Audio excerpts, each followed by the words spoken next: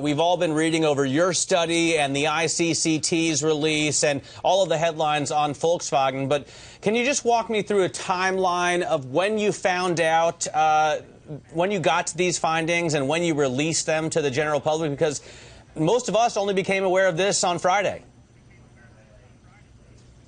Yeah, I became aware of the frenzy on Friday. We did this testing in the spring of 2013.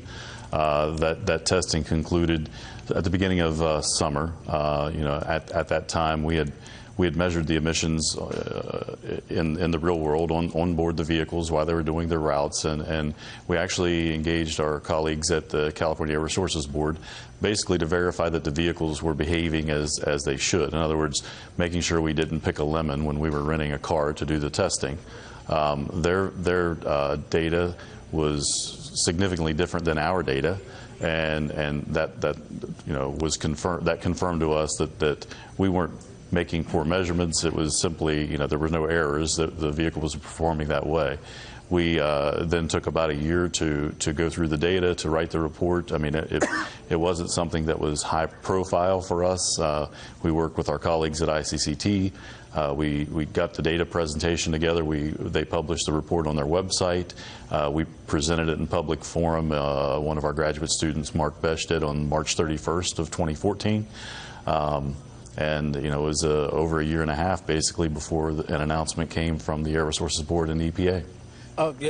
Kevin, joining us from Princeton. Kevin, what are we to make of all of this data? Was it something that it seemed, at least to the naked eye, that something had to be going terribly wrong here, whether that was through negligence, whether that was done on purpose, or whether it was just an oversight?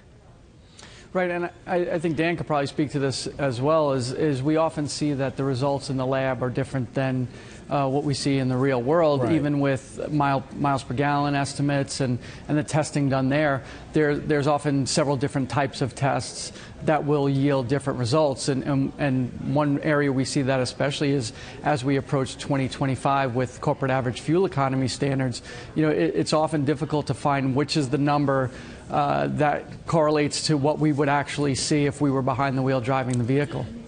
It's interesting, though, Kevin, that Dan and his team started this study in 2013, put out the findings in March of 2014, and it almost seemed as if Martin Winterkorn heard about it for the first time last week. Can you believe that senior executives at Volkswagen didn't know about these discrepancies and figure out why they were happening until recently, Kevin?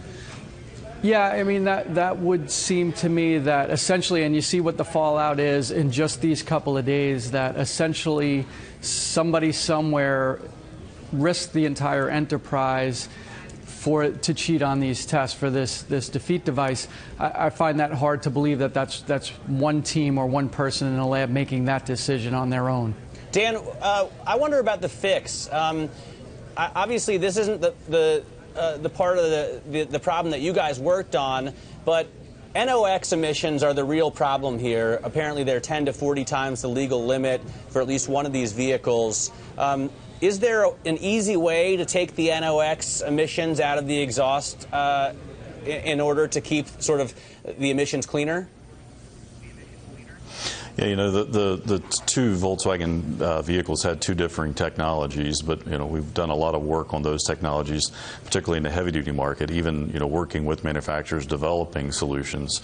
It's really a physics, chemistry, thermodynamics problem, and the energy needed for activation of those systems largely comes from fuel. So there's a very complicated trade-off there between drivability, durability, and fuel economy. Dan, I have to ask, smog tests are almost always done on the same type of equipment, aren't they? Actually, no. The equipment that we used is much more accurate, much more. I mean, I guess a lot of people get the wrong impression that this was a small little calculator-sized device that you sit in the passenger seat, but it's a number of suitcases that takes about 8 hours to install on a vehicle. Kevin, let me ask you. We're hearing that Matthias Müller is going to be nominated as CEO, at least in an interim term, to replace Martin Winterkorn. Is it possible that he didn't know anything about this? And how different are Porsche's diesel engines from Volkswagen's TDIs? Right. So Porsche wasn't one of the vehicles. Now, they're 2.0 liter turbos. So nothing from Porsche is involved in what will be the recall.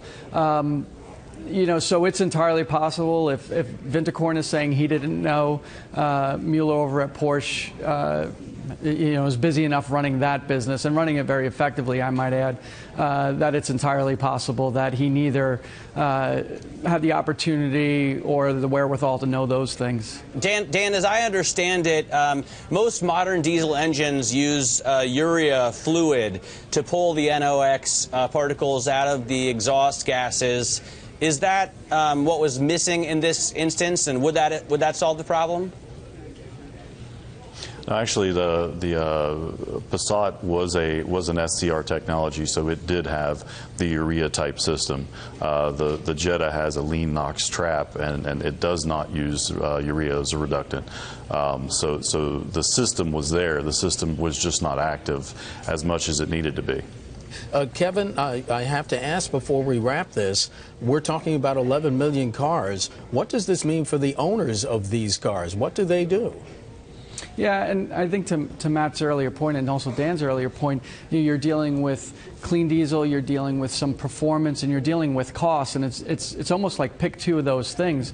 So I think more importantly, the issue is when Volkswagen gets through all these things, what is the strategy? Does diesel work? Not only we see with the low numbers here in the U.S., but even in countries where that diesel penetration is much higher, is this a sustainable engine technology going forward?